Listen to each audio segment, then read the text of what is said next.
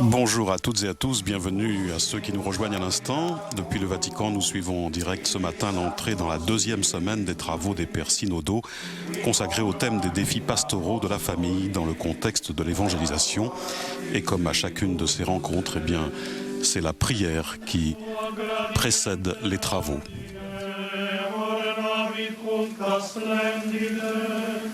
Regni celestis conditor, ad nostra eterna premia. Deo Patris in gloria, eiusque soli Filio, cum Spiritu Paraclito, in sempiterna secula.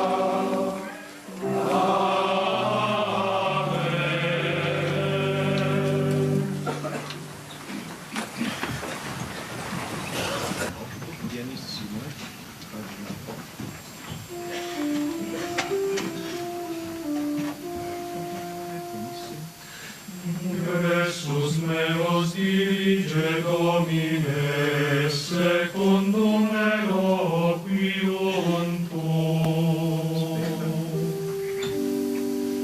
Mirabilia testimonia tua, Video servavite anima mea.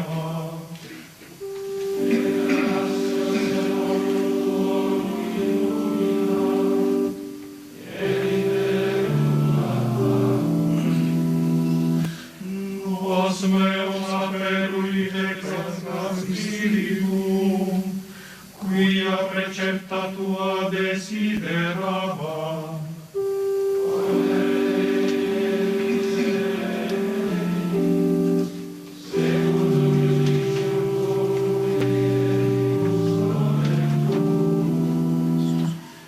Jesús meus dirige secundum eloquium tuum, et non dominetur mei omnis iniquitas.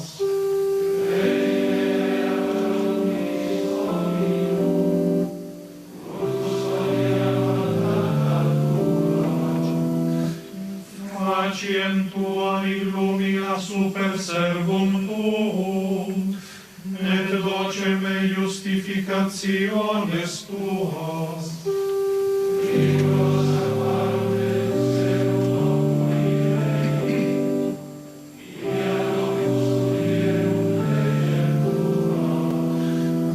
Gloria Patri et Filio, et Spiritui Sancto.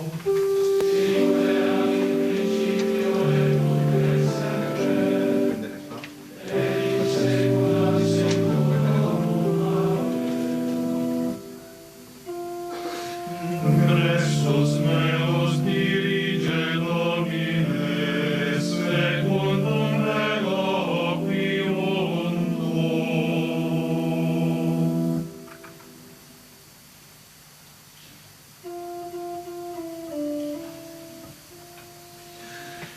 Iuste iudicate filii hominum.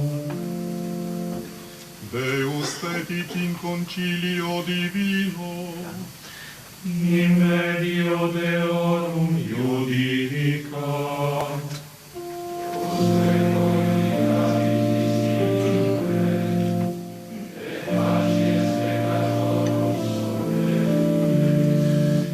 Judicate Angelo et pupillo, humilem et pauperem justificate.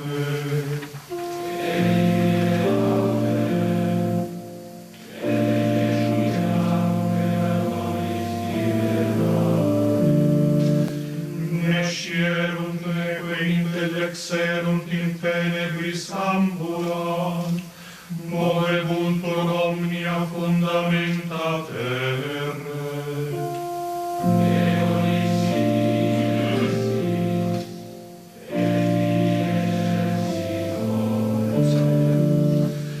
Vos autem sicut homines moriemi, et sicut unus de principibus cadentis. Deus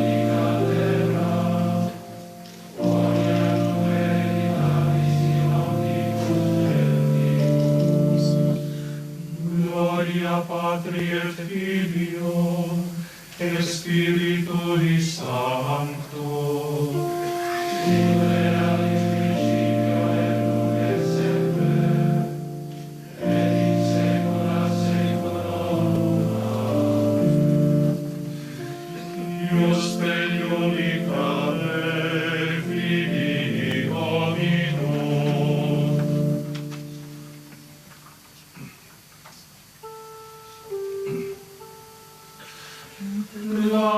Clamavi, et exaudit me. Ad Dominum contribulare clamavi, Et exaudivit me.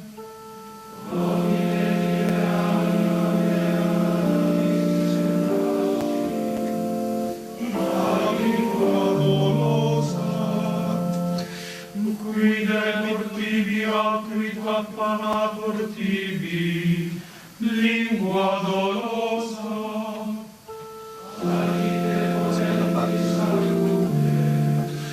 Cum canonibus univertorum, et unici quia peregrinatus sum in Mosoc, habitavit tabernacula Shedar,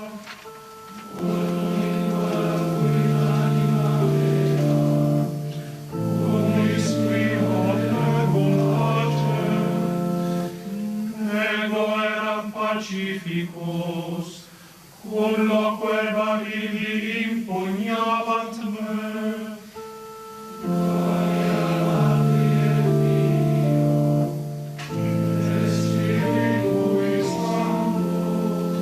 Sicut erat in principio et nunc et semper, et in saecula saeculorum. Amen. Clamavi, et exaudivit me.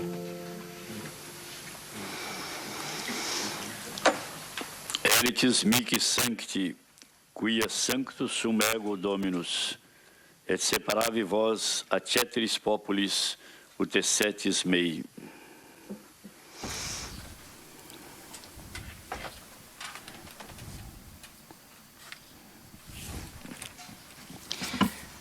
Santidad, Sainteté, mis queridos hermanos, chers frères, sed para mí santos, porque yo el Señor soy santo, y os he separado de entre los pueblos para que sean míos.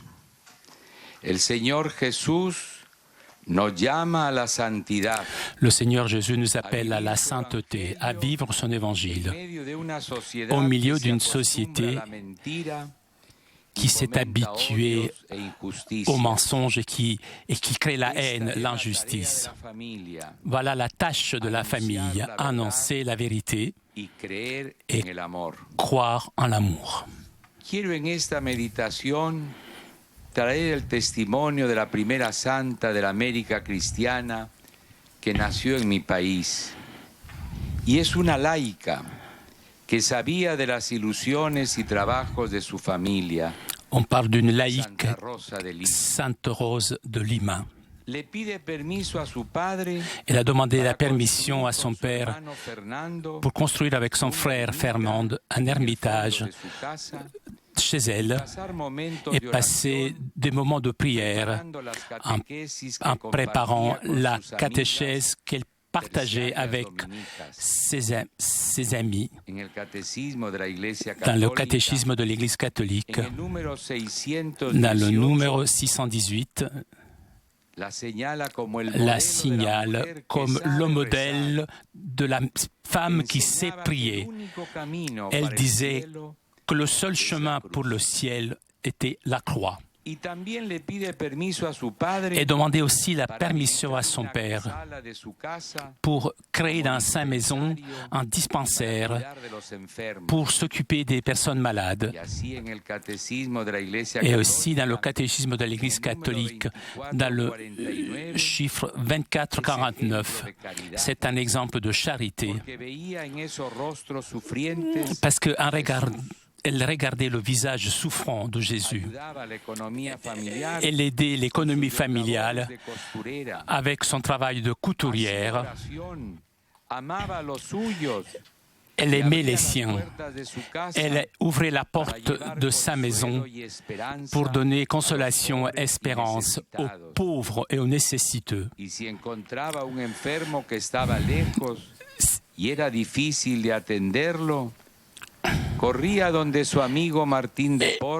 s'il y avait un malade qui ne pouvait pas se rendre chez elle, c'est elle qui se rendait chez le malade pour le soulager. On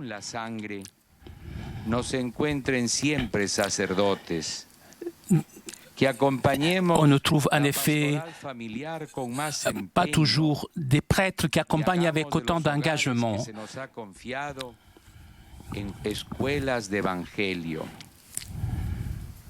Quiero agradecer a mis padres que me enseñaron a amar a Jesús y Mes servir pères en la iglesia. m'ont appris à aimer Jésus et aider l'Église De asistirlos en su hora final, et de m'occuper des personnes malades jusqu'au bout. que nos habla de la nupcialidad con nuestra iglesia, hecho con las alianzas de mis padres, que mis hermanos me regalaron el día de mi ordenación episcopal. No olvidemos que el amor de los esposos, L'amour des époux, la joie du foyer, le sacrifice de tous les jours sont source de sainteté.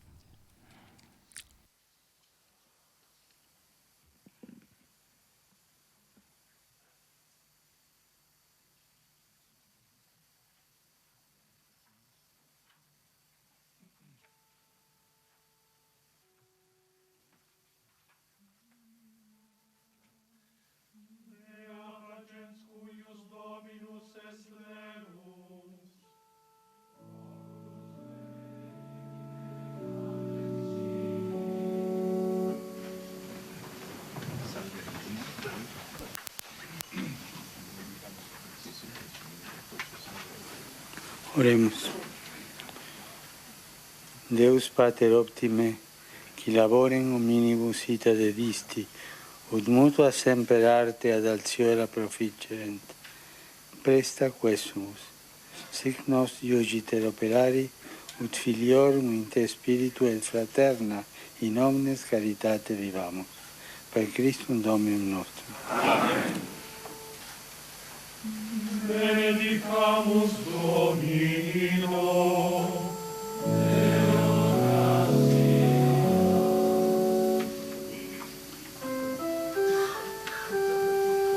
Salve Regina, Ave misericordiae, vita dulcedo, ex nostra salve. Ave clamamus, ex Spiritus, Ave suspiramus, gementes et flentes, in lacrimarum vale. Ea ergo, advocata nostra, illos tuos, misericordes oculos, a nos converte. Et Jesús, benedictum fructum ventris tui, nobis post domicilio nostro servi. O clemens, o pia, o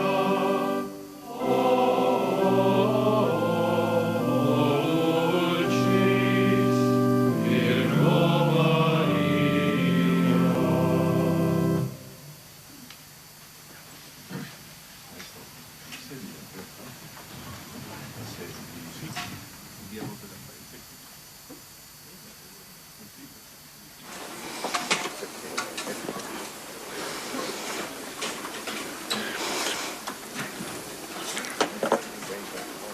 Buenos dias a todos. Bonjour à tous.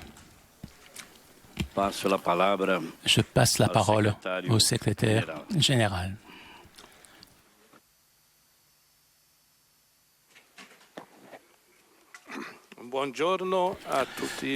Bonjour à vous tous, sainteté, éminents cardinaux, évêques, participants à ce synode. J'ai la tâche qui m'a été donnée par le Saint-Père de communiquer officiellement la 14e Assemblée générale ordinaire du Synode des évêques qui se célébrera l'année prochaine du 4 au 25 octobre 2015. Le thème est le suivant: la vocation et la mission de la famille dans l'Église, dans le monde d'aujourd'hui. A été annoncé aujourd'hui justement parce que, après la relation du post-dissertation, vous pouvez prendre en considération aussi l'ampleur du thème proposé. Il y a bien évidemment un développement de ce qui est écrit dans Relation. Nous devons regarder au-delà, et je vous le dis tout de suite, pendant les débats, vous pouvez en prendre compte. Vous pouvez donc en prendre compte lors de vos débats et aussi suggérer éventuellement quels sont les thèmes qui n'ont pas été traités et qui devraient être traités de façon à que nous, dans la deuxième phase, pendant la période qui nous sépare de cette Assemblée à la prochaine, nous pouvons donc travailler sur les thèmes aussi qui n'ont pas été abordés. Et cela est intéressant. Vous êtes les premiers acteurs et protagonistes, je dirais, de tout cela. De façon qu'à la conclusion des débats, donc, nous pourrions avoir aussi quelques indications. En plus, l'examen du texte de la relation, je vous prierai donc de suggérer éventuellement d'autres thèmes donc, qui vous pourrez traiter dans la deuxième phase.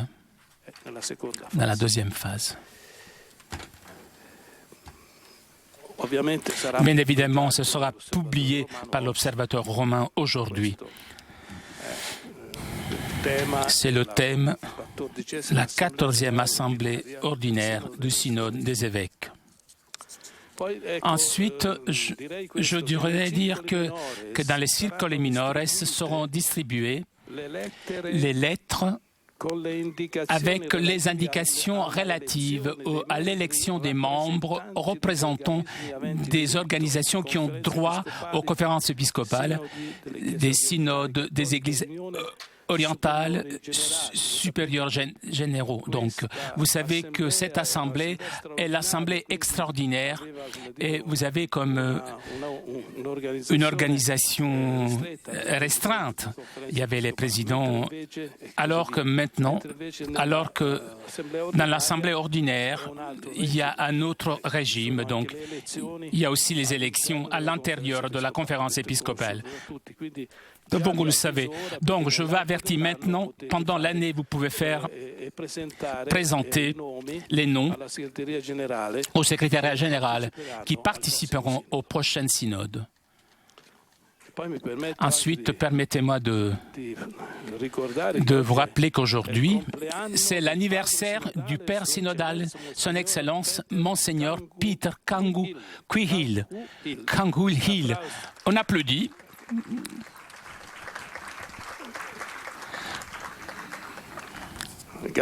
Merci.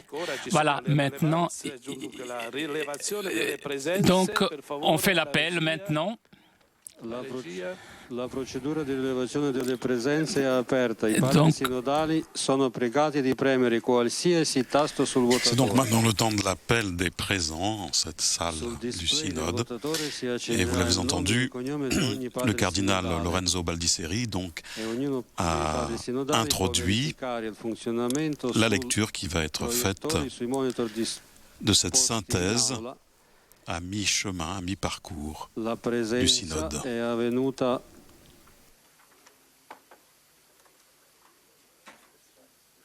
la procedura di rilevazione delle presenze è ancora aperta. La procedura di rilevazione delle presenze in aula dei padri sinodali è chiusa. I padri sinodali presenti in aula sono 184. Voilà, 184 pères présents dans cette salle ce matin. Escutaremos agora Nous écouterons maintenant la lecture de la relation, son éminence, le cardinal Erdo, relateur général. con la palavra Sua Eminência.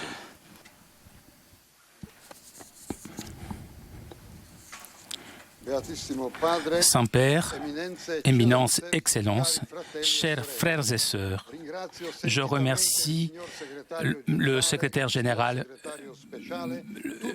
tous les experts et membres du secrétariat qui ont travaillé beaucoup pour cette relation. Dans la veillée de prière célébrée place Saint-Pierre, samedi 4 octobre 2014, en préparation du synode sur la famille, le pape François a évoqué de façon simple, concrète, la centralité de l'expérience familiale dans la vie de tous, s'exprimant ainsi.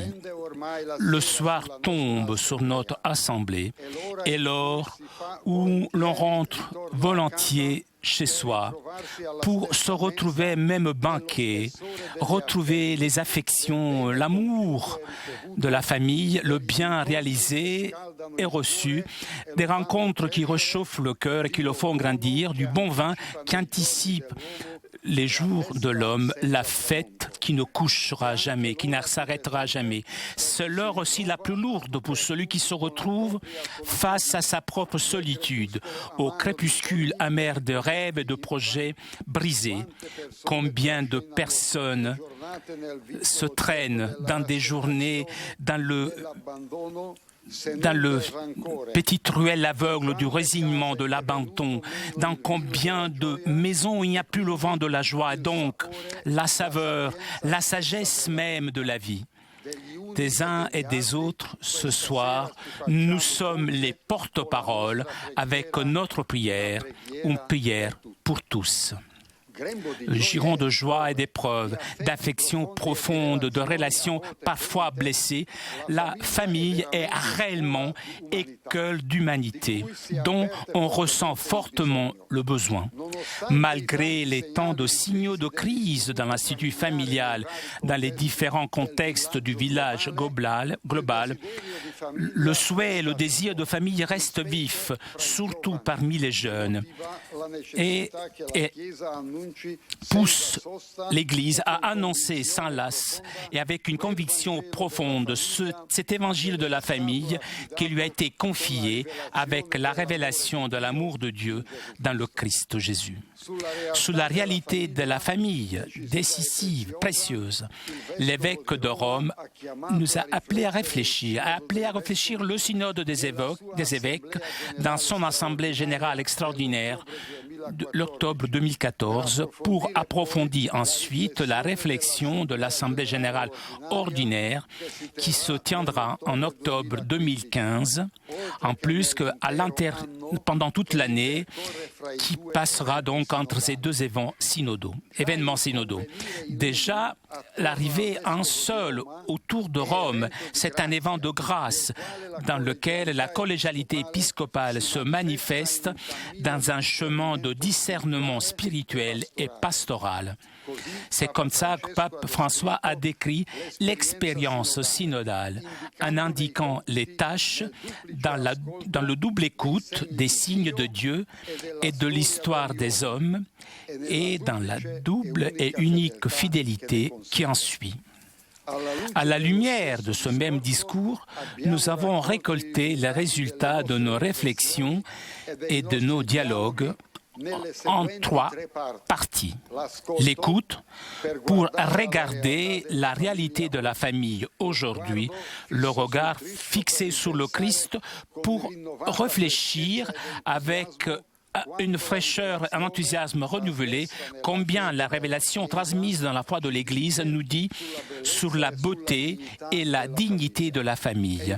La confrontation à la lumière du Seigneur Jésus pour discerner les chemins avec lesquels renouveler l'Église et la société dans leur engagement pour la famille. Première partie, l'écoute, le contexte et les défis sur la famille. Contexte socioculturel. Le changement anthropologique et culturel aujourd'hui influence tous les aspects de la vie et demande une approche analytique et diversifiée capable de saisir les formes positives de la liberté individuelle. Il faut remarquer aussi le danger croissant représenté par un individualisme exaspéré qui dénature les liens familiaux et finalement considère toute composante de la famille comme une île, faisant prévaloir parfois l'idée d'un sujet qui se construit selon ses propres souhaits, pris comme un absolu. La plus grande épreuve pour la famille de notre époque est souvent la solitude qui détruit et provoque une sensation générale d'impuissance vis-à-vis de la réalité socio-économique qui souvent finit par les écraser. Et donc, et pour la précarité croissante du travail qui est vécue parfois comme un véritable cauchemar ou en raison d'une fiscalité trop lourde, qui bien évidemment n'encourage pas les jeunes au mariage.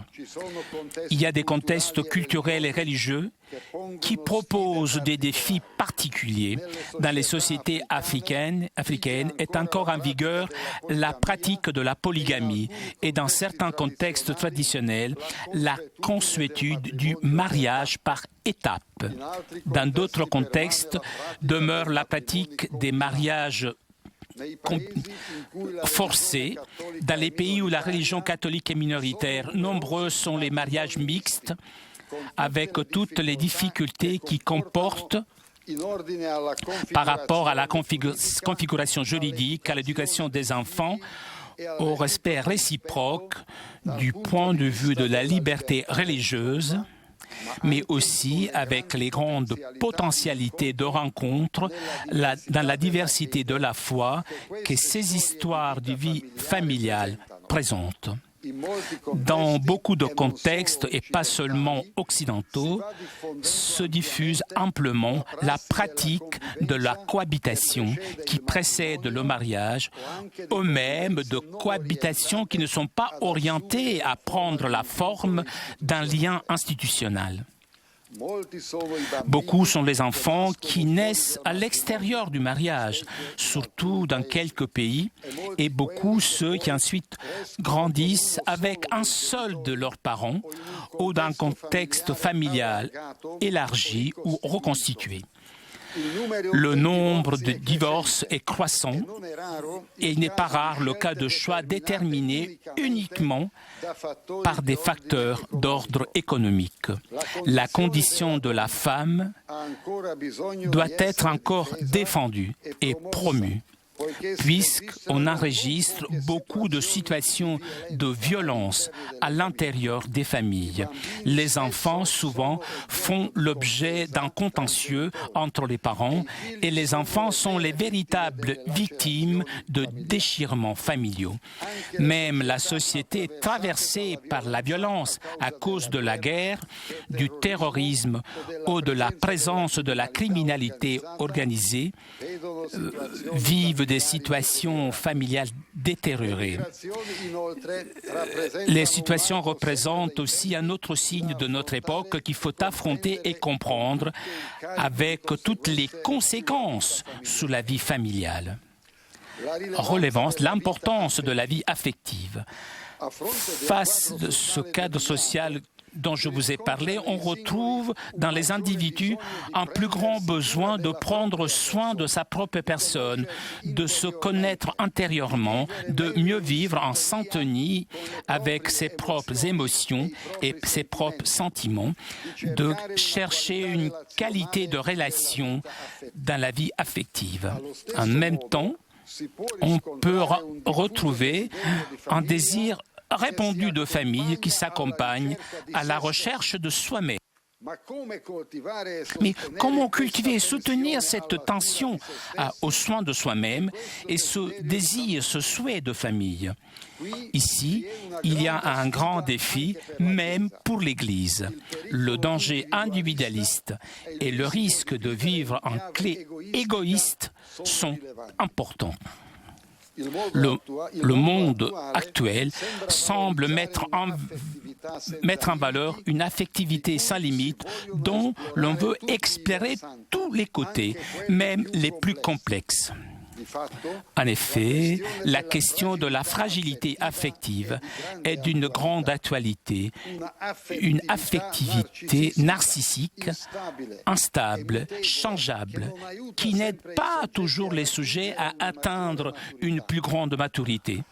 Dans ce contexte, les couples sont parfois incertaines, elles hésitent, ont du mal à trouver de façon pour grandir.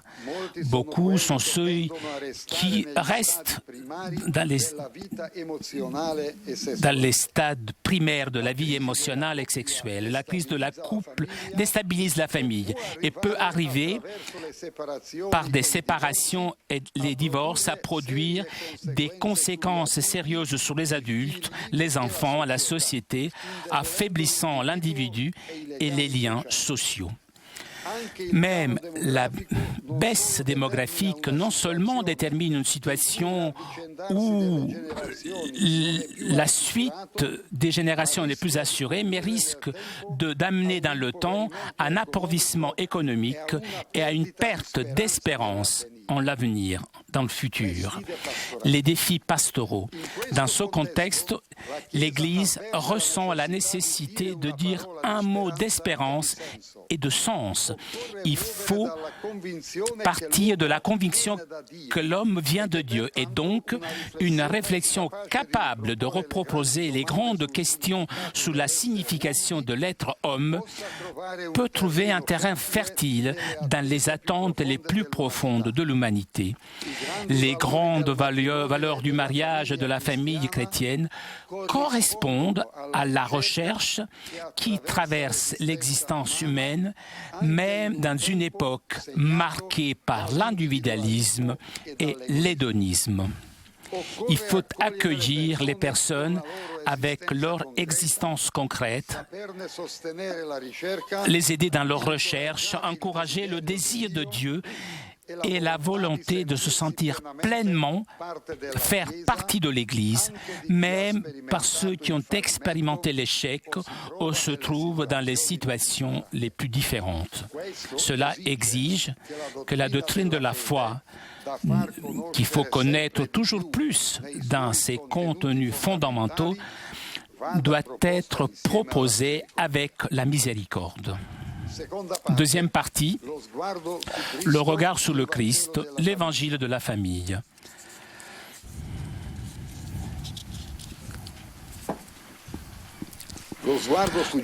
Le regard sur Jésus est la gradualité dans l'histoire du salut. Dans le but de vérifier nos décisions sur le terrain de défis contemporains, la condition décisive est garder fixe le regard sur Jésus, s'arrêter dans la contemplation et dans l'adoration de son visage. En effet, à chaque fois que nous revenons à la source de l'expérience chrétienne, s'ouvrent des chemins nouveaux et des possibilités auxquelles on n'avait pas pensé. C'est comme cela qu'il nous dit le pape François. Jésus a regardé les femmes et les hommes qu'il a rencontrés avec amour, tendresse, accompagnant leurs pas avec patience, miséricorde, en annonçant les exigences du royaume de Dieu. À partir du moment que l'ordre de la création est déterminé par l'orientation vers le Christ, il faut distinguer sans séparer les différents degrés par lesquels Dieu communique à l'humanité la grâce de l'alliance. En vertu de la loi de la gradualité qui est propre à la pédagogie divine, il s'agit de lire dans des termes de continuité et nouveauté l'alliance nuptiale dans l'ordre de la création et en celui de la rédemption. Jésus lui-même, se référant au son dessein du début sur le couple humain, réaffirme l'union indissoluble entre l'homme et la femme, tout en comprenant que par la dureté de votre cœur, Moïse vous a permis de repudier vos femmes, mais au début, ce n'était pas comme ça. De cette façon, il montre comment la condescendance divine accompagne toujours le chemin humain, l'orientant vers son commencement, son principe, sans passer par la croix. La famille dans le dessein salvifique de Dieu, puisqu'avec l'engagement de l'accueil réciproque et que la grâce du Christ, les futurs époux se promettent fidélité et ouverture à la vie, ils reconnaissent comme élément constitutif du mariage les dons que Dieu leur offre en prenant au sérieux leur engagement réciproque en son nom et face à l'Église. Maintenant, dans la foi, il est possible de prendre les biens du mariage comme des engagements qu'on peut mieux soutenir grâce à l'aide de la grâce du sacrement. Dieu consacre l'amour des époux et en confirme l'indissolubilité, leur offrant l'aide pour vivre la fidélité, s'ouvrir à la vie. Donc, le regard de l'Église ne se tourne pas seulement vers le couple, mais à la famille. Nous pouvons distinguer trois étapes fondamentales dans le dessein divin sur la famille. La famille des origines, lorsque Dieu avait créé le mariage entre Adam et Ève comme fondement solide de la famille. Hommes et femmes, il les a créés. La famille historique, blessée par le péché, et la famille rachetée par le Christ, à l'image de la Sainte Trinité, mystère dont jaillit, naît tout véritable amour. L'alliance des époux, inaugurée par la création et révélée dans l'histoire entre Dieu et Israël, arrive à sa plénitude avec le Christ dans l'Église. Le discernement des valeurs présentes dans les familles blessées et dans les situations irrégulières. En prenant en considération le principe de gradualité du plan salvifique divin, on peut se poser la question: quelles sont les possibilités que sont données aux époux qui vivent l'échec de leur mariage? C'est-à-dire, comment est-il possible leur offrir l'aide du Christ par le ministère de l'Église? À ce propos, une clé herméneutique significative vient par l'enseignement du Concile Vatican II qui, alors qu'il affirme que l'unique Église du Christ existe dans l'Église catholique, reconnaît aussi qu'à l'extérieur de son organisme, on l'on trouve beaucoup d'éléments de sanctification et de vérité qui, en appartenant justement de Dieu à l'Église de Christ, poussent vers l'unité catholique. Dans cette lumière doit être confirmée la valeur, la consistance propre du mariage naturel. Certains peuvent se poser la question: est-il possible que la plénitude sacramentelle du mariage n'exclue pas la possibilité de reconnaître des éléments positifs aussi dans les formes imparfaites que l'on trouve à l'extérieur de cette réalité nuptiale, qui sont de toute façon ordonnée à elle. La doctrine des degrés de communion formulée par le Concile Vatican II confirme la vision d'un monde de participer au mystère Église de la part des baptisés. Dans cette même perspective, que nous pourrons dire inclusive, le Concile ouvre aussi l'horizon où on apprécie les éléments positifs qui sont présents dans les autres religions et cultures, malgré leurs limites et leur insuffisance. Du regard adressé à la sagesse humaine présente en elle, en effet, l'Église apprend comment la famille est considérée universellement forme nécessaire et féconde de cohabitation humaine. Dans ce sens, l'ordre de la création, où trouve les racines la vision chrétienne de la famille, s'ouvre au niveau historique dans les différentes expressions culturelles et géographiques.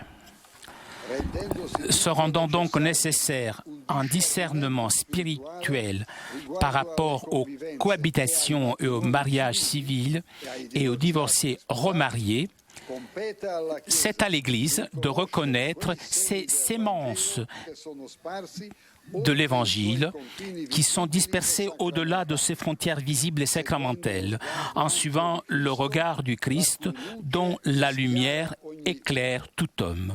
L'Église se retourne avec respect à ceux qui participent à sa vie de façon incomplète et imparfaite, appréciant davantage les valeurs positives qu'elle garde au lieu que les limites et les manquements. Vérité et beauté de la famille et miséricorde. L'évangile de la famille, alors qu'il brille grâce au témoignage de tant de familles qui vivent avec cohérence la fidélité au sacrement, avec leurs fruits mûrs de sainteté quotidienne authentique, nourrit aussi ces graines qui encore attendent de mûrir et doit soigner ces arbres qui se sont inaridés et qui demandent de ne pas être négligés.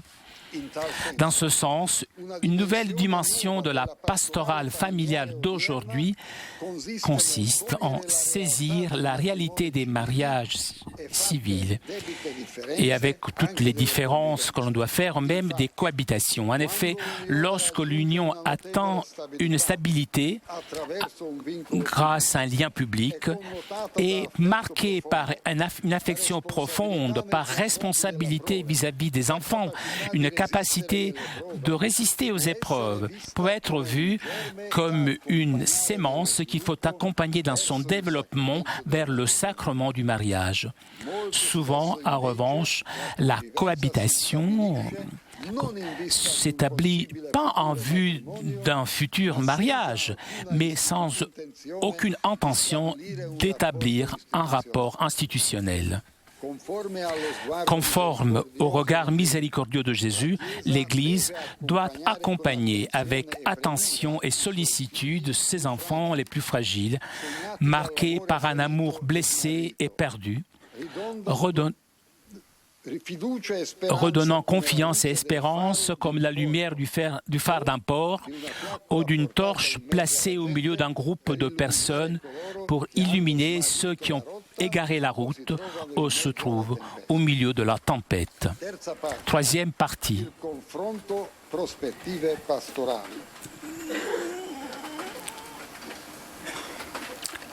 Les perspectives pastorales. Annoncer l'évangile de la famille aujourd'hui dans les différents contextes. Le dialogue synodal a permis de s'accorder sur les instances pastorales les plus urgentes à confier à la concrétisation des églises locales dans la communion cum petro et sub petro. L'annonce de l'évangile de la famille constitue une urgence pour la nouvelle évangélisation. L'Église doit la réaliser avec la tendresse d'une mère et la clarté d'une maîtresse, la fidélité à la kénose miséricordieuse du Christ. La vérité s'incarne dans la fragilité humaine, non par la condamner, mais pour la guérir. Évangéliser est une responsabilité partagée par le peuple de Dieu tout entier, chacun selon son propre ministère et charisme. Sans le témoignage joyeux des époux et des familles, l'annonce, même si elle est correcte, risque de ne pas être comprise ou de se noyer dans le flot de paroles qui caractérise notre société. Les pères synodaux ont à plusieurs reprises souligné que les familles catholiques sont appelées à être elles-mêmes les sujets actifs de toute la pastorale familiale. Il est fondamental de mettre en exergue le primat de la grâce et par conséquent les possibilités que l'Esprit offre par le sacrement. Il s'agit de faire comprendre par l'expérience que l'évangile de la famille est une joie qui remplit le cœur et la vie tout entière, parce que dans le Christ, nous sommes libérés du péché, de la tristesse, du vide intérieur, de l'isolement. À la lumière de la parabole du semeur, notre tâche consiste à coopérer au semail. Le reste est l'œuvre de Dieu. Il ne faut pas oublier que l'Église, qui prêche sur la famille, est un signe de contradiction. C'est pourquoi une conversion missionnaire est requise. Il ne faut pas se limiter à une annonce purement théorique et détachée des problèmes réels des personnes. Il ne faut jamais oublier que la crise de la foi a comporté une crise du mariage et de la famille et par conséquent, la transmission de la foi des parents aux enfants a été souvent interrompue. L'imposition de certaines perspectives culturelles qui affaiblissent la famille et le mariage n'ont pas d'incidence sur la foi solide. La conversion doit être avant tout une conversion du langage pour qu'il soit effectivement significatif. L'annonce doit faire connaître par l'expérience que l'évangile de la famille est la réponse aux attentes les plus profondes de la personne humaine, à sa dignité et à la pleine réalisation dans la réciprocité et dans la communion. Il ne s'agit pas seulement de présenter des règles, mais aussi de proposer des valeurs en répondant ainsi à un besoin que l'on constate aujourd'hui dans les pays les plus sécularisés. L'approfondissement biblico-théologique indispensable doit être accompagné par le dialogue à tous les niveaux. Beaucoup ont insisté sur une approche plus positive des richesses contenues dans les différentes expériences religieuses, sans passer sous silence les difficultés. Dans les différents contextes culturels, il faut tout d'abord saisir les possibilités, puis, à la lumière de celles-ci, repousser les limites et les radicalisations. Le mariage chrétien ne peut pas être considéré uniquement comme une tradition culturelle ou une exigence sociale. Il faut que ce soit une décision vocationnelle assumée après une préparation adéquate et un discernement mûr dans un parcours de foi. Il ne s'agit pas de poser des difficultés ou de compliquer les cycles de formation, mais d'aller en profondeur et ne pas se contenter de rencontres théoriques ou d'orientation générale. D'un commun accord, il a été rappelé que dans la perspective familiale, une conversion de la pratique pastorale dans son ensemble est nécessaire pour dépasser les optiques individualistes qui la caractérisent encore. C'est pourquoi on a insisté à plusieurs reprises sur le renouvellement de la formation des prêtres et des autres agents pastoraux avec une implication plus grande des familles.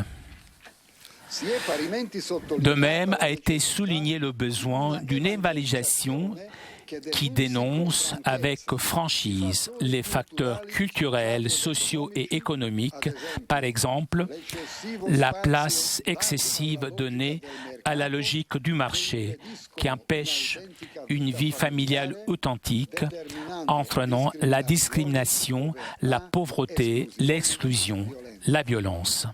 C'est pourquoi il faut développer un dialogue et une coopération avec les structures sociales et encourager et soutenir les laïcs qui s'engagent dans les domaines culturels et sociopolitiques. Guider les futurs époux sur le chemin de la préparation au mariage. La réalité sociale complexe et les défis que la famille est appelée à affronter aujourd'hui demandent un engagement plus grand de la communauté chrétienne pour la préparation des futurs époux au mariage. En ce qui concerne ce besoin, les pères synodaux ont insisté d'un commun accord sur l'exigence d'une implication plus grande de la communauté tout entière en privilégiant le témoignage des familles ainsi que l'enracinement de la préparation au mariage dans le chemin d'initiation chrétienne en soulignant le lien du mariage avec les autres sacrements. On a également mis en évidence le besoin de programmes spécifiques de préparation proche au mariage qui soit une véritable expérience de participation à la vie ecclésiale et qui approfondissent les différents aspects de la vie familiale. Accompagner les premières années de la vie conjugale. Les premières années de mariage représentent une période vitale et délicate au cours de laquelle le couple devient plus conscient des défis et du sens du mariage. D'où l'expérience d'un accompagnement pastoral qui dépasse la célébration du sacrement. Dans cette pastorale, la présence de couples ayant de l'expérience s'avère de la plus haute importance. La paroisse est considérée comme le lieu idéal où les couples experts peuvent être à la disposition de ceux plus jeunes. Les couples doivent être encouragés à assumer une attitude fondamentale d'accueil du grand don qui représente les enfants. Il faut souligner l'importance de la spiritualité familiale et de la prière, en encourageant les couples à se réunir régulièrement pour promouvoir la croissance de la vie spirituelle et la solidarité dans les exigences concrètes de la vie. Les liturgies significatives et les pratiques dévotionnelles et les Eucharisties célébrées pour les familles ont été mentionnées comme étant vitales pour favoriser l'évangélisation à travers la famille. L'aspect positif dans les unions civiles est le concubinage.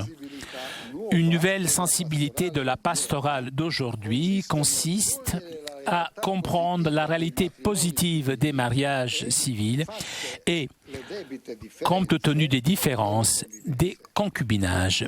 Il faut que, dans la proposition ecclésiale, tout en étant présent clairement l'idéal, nous indiquions aussi les éléments constructifs de ces situations qui ne correspondent plus ou pas encore à cet idéal. On relève également dans de nombreux pays un nombre croissant de couples qui vivent ensemble ad experimentum sans aucun mariage ni canonique ni civil. En Afrique, cela se produit surtout dans le mariage traditionnel contracté entre familles et souvent célébré par étapes. Face à ces situations, l'Église est appelée à être toujours la maison ouverte du Père, où il y a de la place pour chacun avec sa vie difficile. et aller en aide à celui qui éprouve le besoin de reprendre ce chemin de foi, même s'il n'est pas possible de célébrer un mariage canonique. En Occident aussi, le nombre de ceux qui, après avoir longtemps vécu ensemble, demandent de célébrer le mariage de l'Église est aussi en croissance constante. Le simple concubinage est souvent choisi à cause de la mentalité générale qui s'oppose aux institutions et aux engagements définitifs, mais aussi dans l'attente d'une sécurité existentielle, un emploi et un salaire fixe. Dans d'autres pays, les unions de fait sont très nombreuses, non par rejet des valeurs chrétiennes relatives à la famille et au mariage, mais surtout du fait que se marier est un luxe. Ainsi, la misère matérielle pousse à vivre dans une union de fait. Dans ces unions aussi, on peut voir des valeurs familiales authentiques ou du moins le désir de celles-ci. Il faut que l'accompagnement pastoral commence toujours par ces aspects positifs. Toutes ces situations doivent être affrontées de manière constructive en essayant de les transformer en opportunités de cheminer vers la plénitude du mariage et de la famille à la lumière de l'Évangile. Il s'agit de les accueillir et de les accompagner avec patience et délicatesse. À cet effet, le témoignage attrayant des familles chrétiennes authentiques comme sujet de l'évangélisation de la famille est important. Soigner les familles blessées, séparées, divorcées, non remariées, divorcées, remariées. Au cours du synode, le besoin de choix pastoraux courageux a été clairement ressenti, confirmant avec force la fidélité à l'Évangile. Les pères synodaux ont perçu l'urgence de chemins pastoraux nouveaux qui partent de la réalité effective des fragilités familiales, en reconnaissant que le plus souvent celles-ci sont subies plus que choisies en toute liberté. Il s'agit de situations différentes, dues à des facteurs personnels que culturels ou socio-économiques. Envisager des solutions uniques ou s'inspirant de la logique de tout ou rien n'est pas signe de sagesse. Le dialogue et la confrontation vécue au synode devront se poursuivre dans les églises locales avec la participation de différentes composantes de façon à ce que les perspectives qui se profilent puissent être menées à leur plein mûrissement par le travail de la prochaine Assemblée générale ordinaire. L'esprit qui nous guide et qui est constamment invoqué permettra au peuple de Dieu de vivre la fidélité à l'évangile de la famille comme une prise en charge miséricordieuse de toutes les situations de fragilité.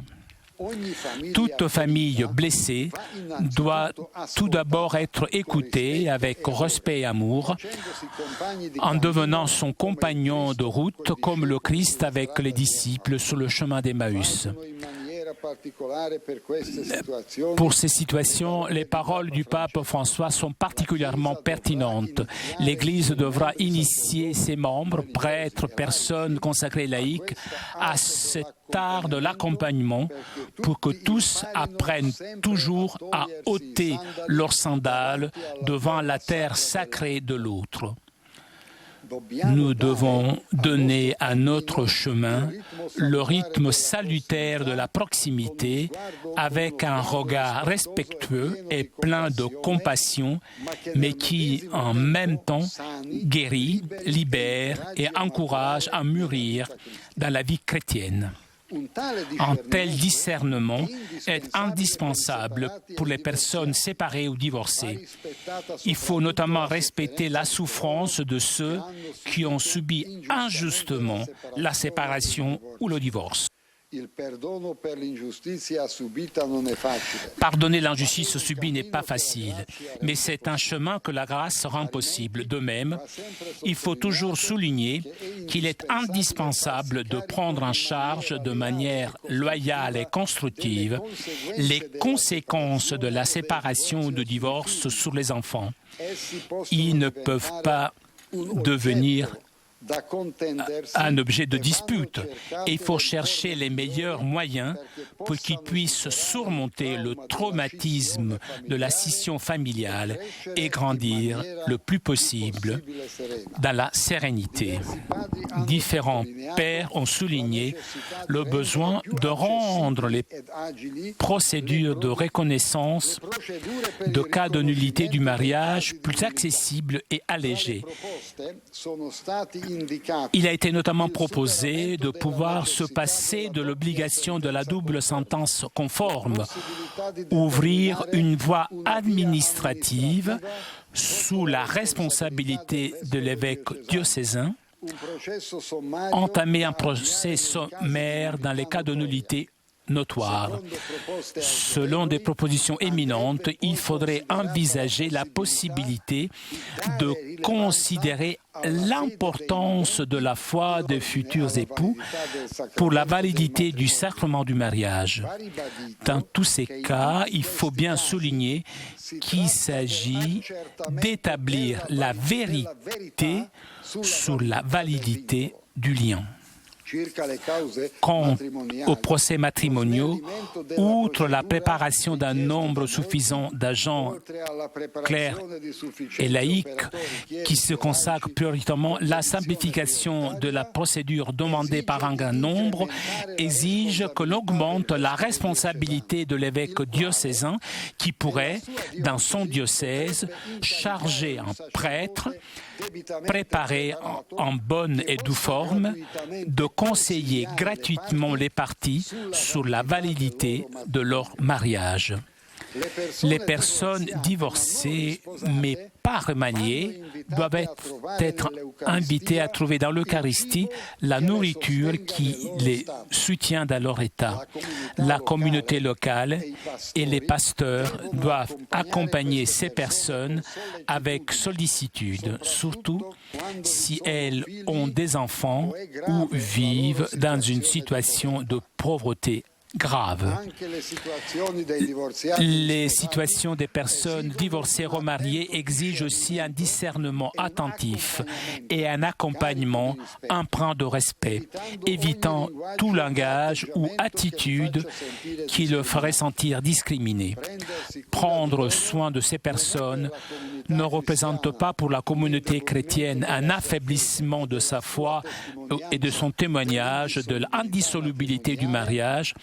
Au contraire, c'est par ses soins qu'elle exprime sa charité.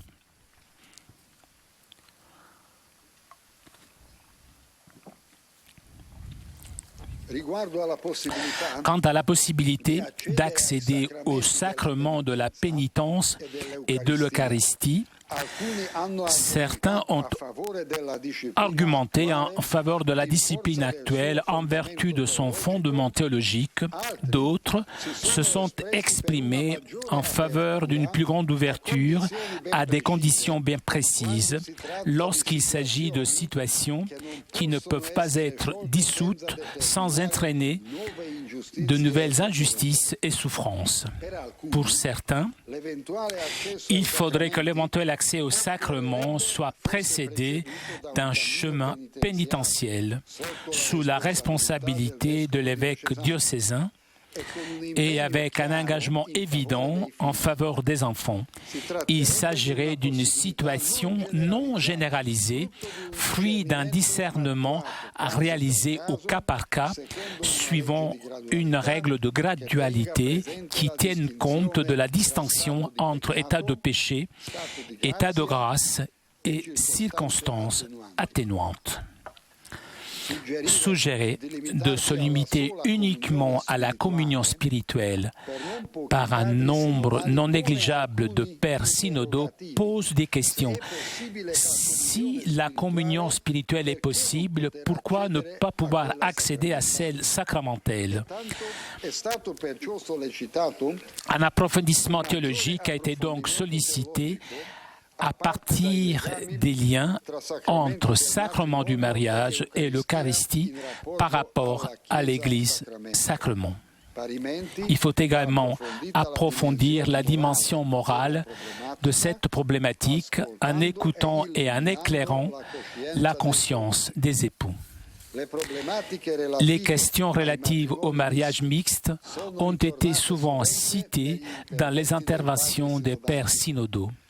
La diversité de la discipline relative au mariage dans les églises orthodoxes pose, dans certains contextes, des problèmes graves auxquels il faut donner des réponses adéquates en communion avec le pape, ce qui est valable aussi pour les mariages interreligieux. Accueillir les personnes homosexuelles. Les personnes homosexuelles ont des dons et des qualités à offrir à la communauté chrétienne. Sommes-nous en mesure d'accueillir ces personnes, leur garantissant un espace de fraternité dans nos communautés? Souvent, elles souhaitent rencontrer une église qui soit une maison accueillante pour eux. Nos communautés peuvent-elles l'être en acceptant et en évaluant leur orientation sexuelle sans compromettre la doctrine catholique sur la famille et le mariage? La question homosexuelle nous appelle à une réflexion sérieuse sur comment élaborer des chemins réalistes de croissance affective et de maturité humaine et évangélique en intégrant la dimension sexuelle. Elle se présente donc comme un défi éducatif important. L'Église affirme par ailleurs que les unions entre des personnes du même sexe ne peuvent pas être assimilées au mariage entre un homme et une femme. Il n'est même pas acceptable que l'on veuille exercer des pressions sur l'attitude des pasteurs ou que des organismes internationaux soumettent les aides financières à la condition d'introduire des lois s'inspirant de l'idéologie du gender. Sans nier les problématiques morales liées aux unions homosexuelles, on prend acte qu'il existe des cas où le soutien réciproque jusqu'au sacrifice constitue une aide précieuse pour la vie des partenaires. De plus, l'Église prête une attention spéciale aux enfants qui vivent avec des couples du même sexe, en insistant que les exigences et les droits des petits doivent être toujours au premier rang. La transmission de la vie est le défi de la dénatalité. Il n'est pas difficile de constater la diffusion d'une mentalité qui réduit l'engendrement de la vie à une variable des projets individuels ou de couple. Les facteurs d'ordre économique exercent un poids parfois déterminant, contribuant à la baisse importante de la natalité qui affaiblit le tissu social, compromet les relations entre les générations et rend plus incertain le regard vers l'avenir. L'ouverture à la vie est une exigence intrinsèque de l'amour conjugal. Sans doute faut-il dans ce domaine aussi un langage réaliste qui se base sur l'écoute des personnes et qui sache expliquer que la beauté et la vérité d'une ouverture sans réserve à la vie est ce dont l'amour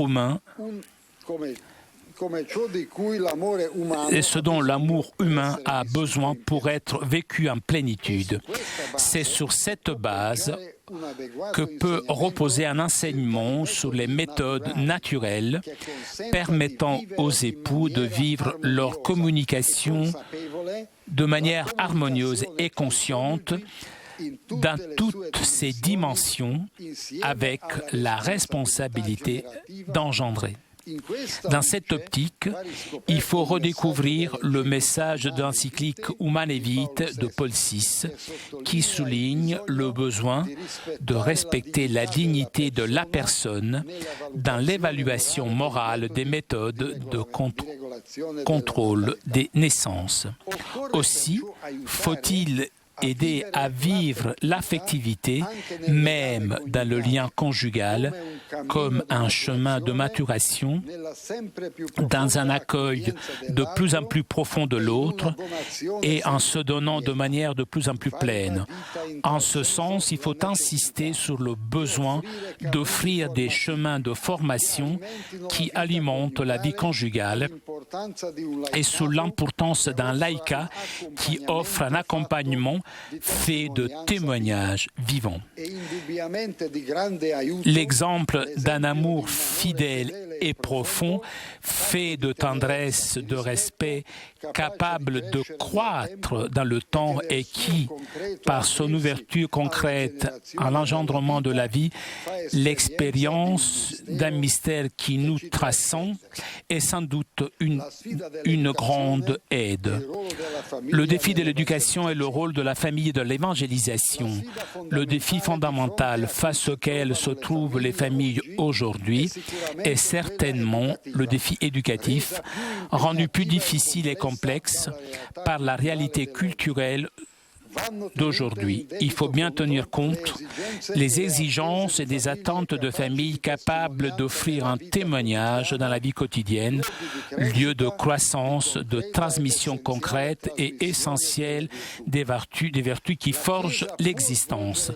L'Église peut jouer ce rôle précieux de soutien aux familles à partir de l'initiation chrétienne, à travers des communautés accueillantes.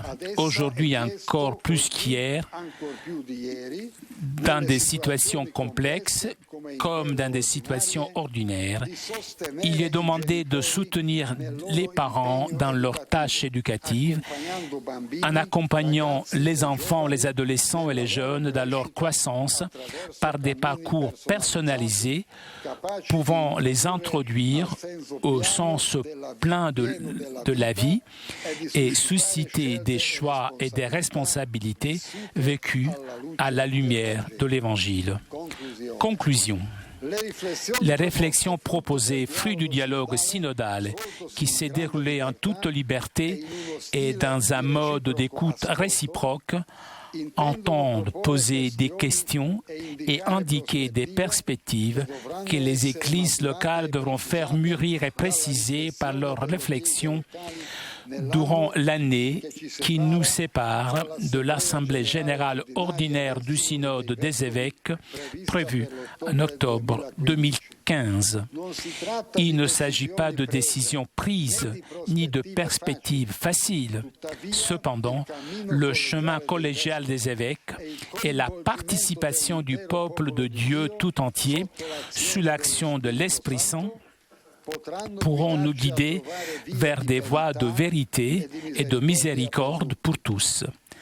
Tel est le souhait que le pape François ait exprimé dès le début de nos travaux, en nous invitant au courage de la foi et à l'accueil humble et honnête de la vérité dans la charité.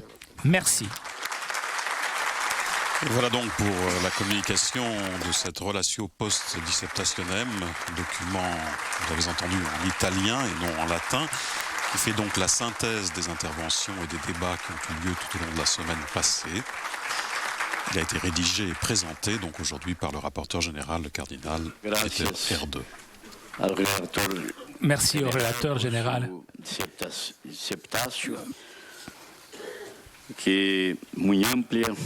Si sa relation si ample, qui a souligné tous les points que nous avons discutés pendant la congrégation générale. Nous avons encore quelques minutes avant la pause pour quelques interventions. S'il y a des questions ou interventions, faire un commentaire sur cette relation.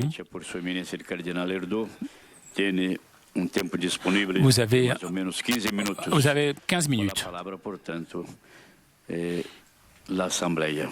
Donc, je laisse la parole à l'Assemblée.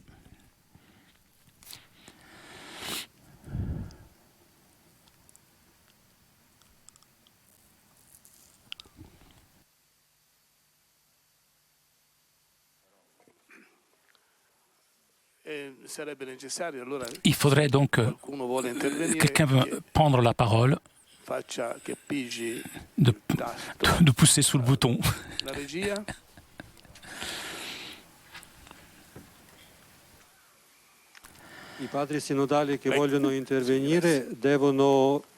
Alors, les pères synodaux, manifestez-vous si vous voulez prendre la parole. Nomi in ordine della prenotazione. È sufficiente premere pulsante. Voilà, donc on donne des indications sur comment faire pour prendre la parole.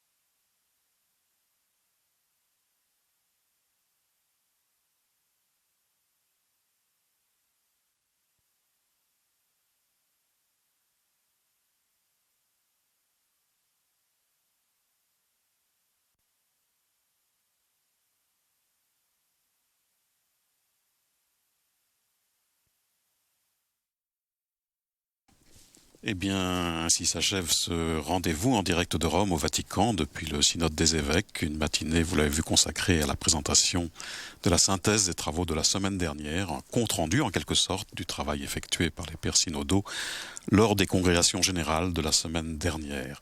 Merci à tous ceux qui nous ont permis de suivre cet événement en direct depuis Rome. Merci à CTV, à nos confrères de l'agence Romaine Media, à Flavio Esposito pour ses traductions, à Raphaël à la diffusion pour KTO. Merci à vous de votre fidélité. Je vous rappelle que durant ces 15 jours de déroulement du synode, vous pouvez suivre des rendez-vous spécifiques sur KTO consacrés à cet événement. Bonne journée à toutes et à tous.